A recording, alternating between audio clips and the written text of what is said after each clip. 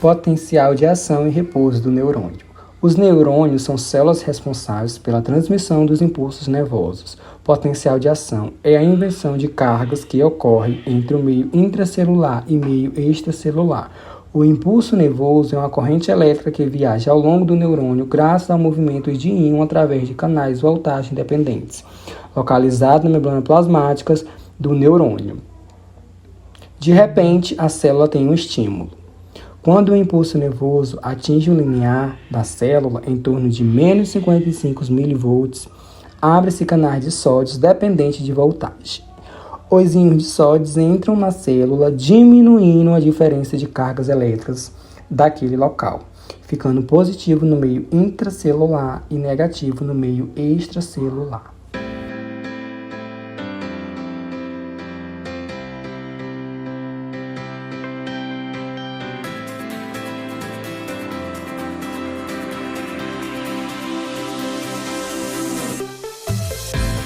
A bomba sódio potássio, ela manda 3 íons de sódio para fora e 2 íons de potássio para dentro.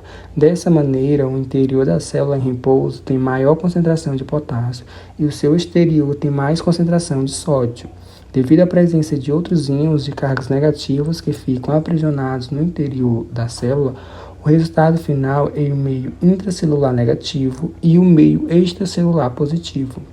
Essa diferença de cargas entre o meio intra e extra da célula é chamado de potencial de repouso. Potencial de ação e repouso do músculo estriado esquelético. Os músculos iniciam suas contrações quando está acontecendo na célula muscular o potencial de ação. Para que possa ter uma contração muscular estriado esquelético, é necessário que haja um estímulo nervoso. Portanto, o neurônio motor ele envia esse impulso nervoso até a fibra muscular. E essa região de comunicação entre neurônio e músculo é chamada de junção neuromuscular, que é a região de placa motora. Nesta região, o neurônio consegue estimular o músculo através de um envio de um neurotransmissor chamado de acetilcolina. Quando a célula muscular se excitar, esse impulso será propagado por regiões chamadas de túbulos T. Esse impulso fará com que os retículos sarcoplasmáticos liberem os íons de cálcio, que estão dentro dele. Portanto, os íons de cálcio precisam ser liberados para o citoplasma. Os filamentos de actina, eles contêm sítios de ligação onde a miosina precisa se encaixar. Acontece que esse sítio está sendo bloqueado pela tropomiosina e é aí que entra o cálcio. O cálcio, quando é liberado no citoplasma, ele vai se ligar ao complexo troponina, fazendo com que a tropomiosina desbloqueie esse sítio de ligação, deixando-os expostos.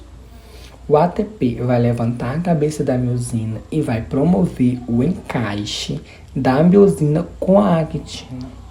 Quando a miosina se encaixar, ela pode puxar a actina, o que faz com que as linhas Z se aproximem e o sarcômero contraia.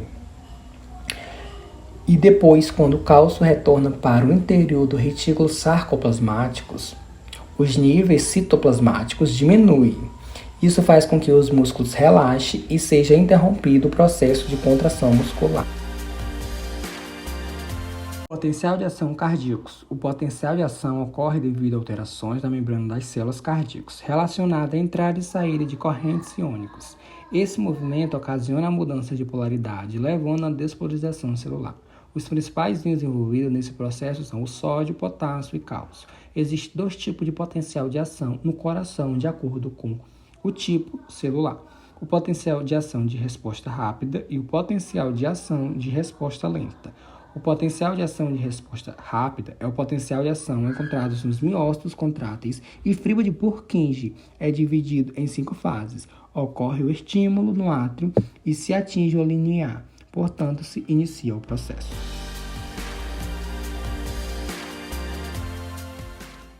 Fase 0. Despolarização rápida. Após a célula ser estimulada, os canais de sódio são abertos com grande influxo de sódio para dentro. A polaridade, que inicialmente era menos 90 mV, vai se tornando progressivamente mais positiva com a entrada desses íons, chegando a mais 20 mV no final desta fase. Fase 1. Repolarização rápida inicial. Nessa fase, ocorre inativação dos canais de sódio com a abertura dos canais de potássio. A polaridade cai de mais 20 mV até aproximadamente 0 mV, com a saída da célula de potássio. Fase 2. Platô. Fase marcada pelo equilíbrio com a entrada de cálcio na célula e saída de potássio, mantendo a polaridade aproximadamente em 0 mV. A entrada de cálcio na célula nessa fase é responsável pelo processo de contração muscular. Platô é dada por um retardamento da desvalorização.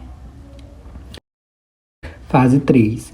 Repolarização rápida. Essa fase é marcada pelo fechamento dos canais de cálcio e permanência da saída da célula dos íons de potássio, fazendo com que a polaridade vá se negativando progressivamente até menos 90 mV.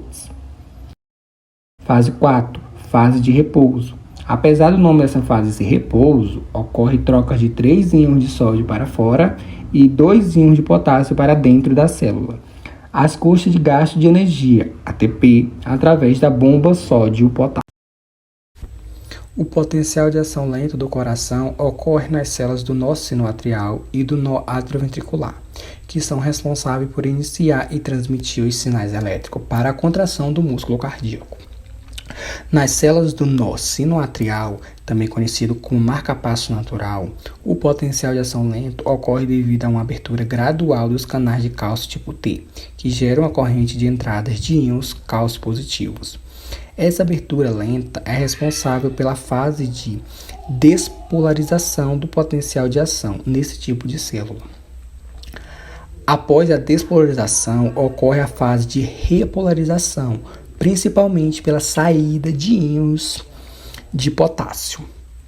Já nas células do nó atrioventricular, o potencial de ação lento ocorre de forma similar, com a abertura gradual dos canais de cálcio tipo L, também gerando uma corrente de entradas de íons de cálcio.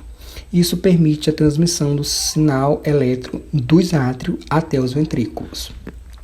Esses potenciais de ação lentos são importantes para garantir uma sequência correta de contração cardíaca. O nó sinoatrial gera um potencial de ação lento regularmente que se propaga de forma elétrica pelos átrios até alcançar o nó atrioventricular. Em seguida, o potencial de ação se propaga pelos feixes de His e pelos ramos, desencadeando a contração ventricular.